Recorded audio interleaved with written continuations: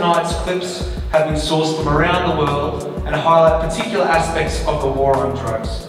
It was very hard to find films that presented a balanced view across the board and all people's thinking about the war on drugs. But once again, I ask you to be respectful of everyone's opinions tonight. I'm sure there's going to be some people who are passionate.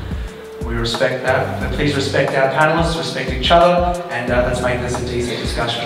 And a former Secretary General of the United Nations, an ex-Secretary of State from the US, and an ex-Chairman of the Federal Reserve released a report stating the global war on drugs has failed, with devastating consequences for individuals and societies around the world.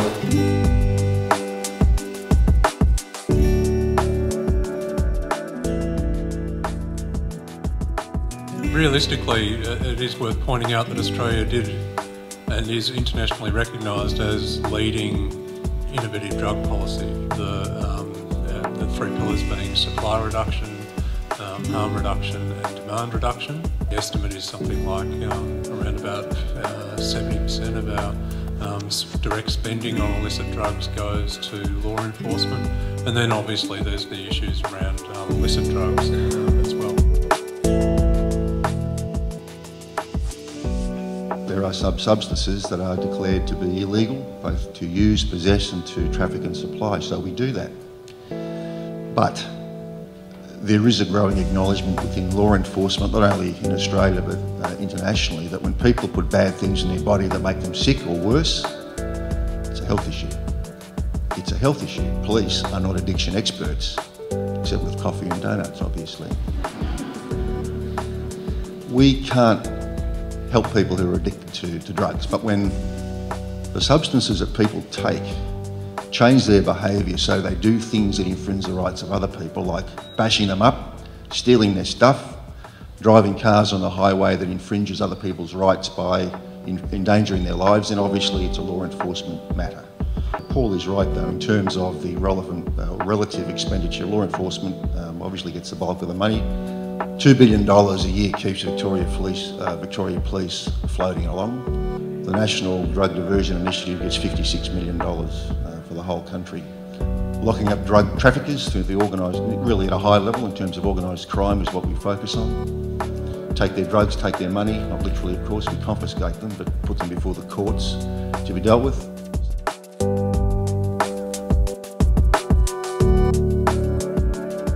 Things I find most disturbing about the whole drug debate is we tend to identify drug users and injecting drug users as the visible drug users, people who are homeless or street sex workers or people suffering mental ill health.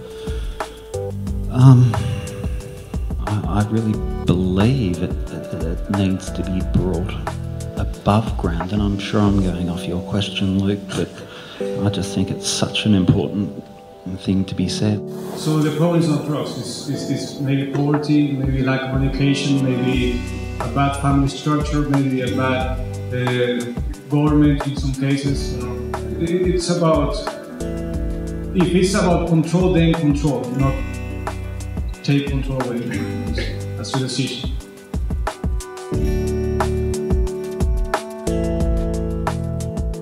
The concept of victimless crime comes into that, I guess, and the points were made strongly earlier that often it's not a victimless crime if it's causing criminal behaviour to feed it. So if you're doing something that is not harming others and you're doing it for pleasure and you're doing it in a responsible way, then I think that feeds into the strength of the argument for the argument against prohibition. Prohibition clearly hasn't worked. I think we can take it as a premise in the discussion that the war on drugs the so-called war on drugs has failed, and it's caused a great deal of difficulty and death.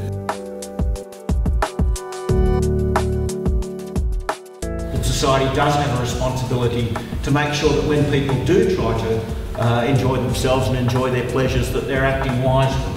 And I think, particularly for young people, and that's where drug usage is often initiated, I think decisions aren't wise. Because because organised crime is all about the money. Drugs just happen to be the currency today and obviously have been for some time. So we ought not fool ourselves by saying that if we were to legalise drugs, crime would disappear, organised crime would dissipate. It wouldn't. It would just get another form. And it's only when I think the community gets a groundswell of evidence that they can influence the people that they vote for.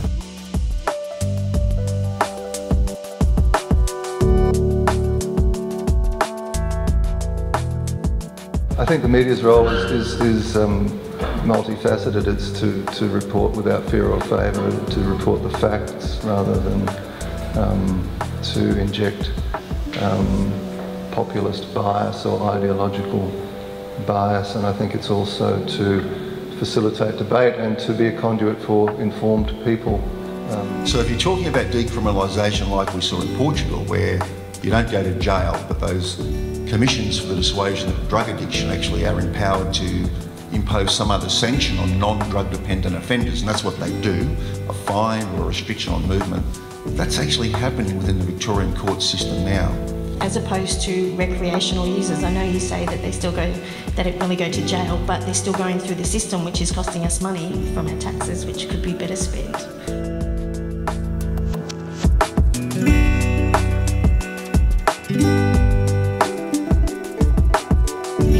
Whether we extend the kind of legal regimes that we have for illicit drugs like tobacco and alcohol to illicit drugs, marijuana and heroin and so on.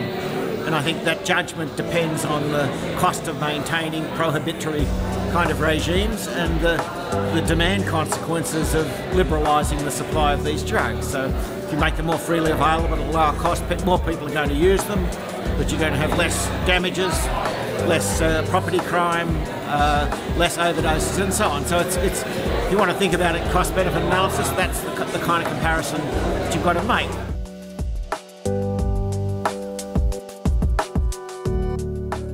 We look at countries not far from our northern borders, such as Singapore and Malaysia, who literally strip drug users naked, tie them over a whipping frame and flog them with bamboo canes.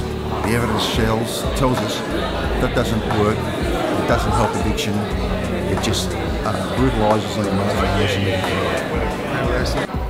I'm not absolutely sure what we need to do around illicit drugs, but I'm absolutely sure what we're doing at the moment and what we've been doing for the last 50 years is probably not the right thing. I think people should be free to make an informed choice. I don't think the use of alcohol, tobacco, illicit or a lot of illicit drugs is something that young people should do, and I think that that's the responsibility of parents and educators and the media and others to help people make informed decisions. But clearly the war on drugs has failed.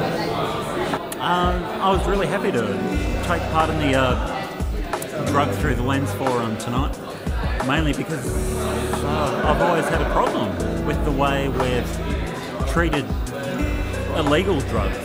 And illegal drugs only because it's an arbitrary line that's been drawn between illegal drugs and legal drugs based on cultural reasons. It's been a really good night watching a number of different films to give a number of different perspectives, basically internationally, on the war on drugs, because there was an overwhelming sort of theme that came through, and that was simply that a punitive prohibitionist approach is just causing a hell of a lot more harm.